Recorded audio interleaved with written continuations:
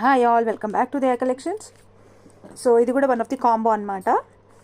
ఇది black bead వస్తుంది.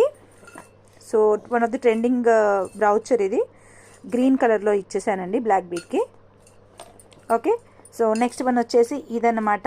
చాలా బాగుంది లాకెట్ అయితే. సో దానికి మనకి స్లీకీగా సీజెడ్ బీడ్స్ అనేవి ఇచ్చాము. సీజెడ్ బీడ్స్ ఇచ్చేసి బ్లాక్ బీడ్ లాగా డిజైన్ చేసాము.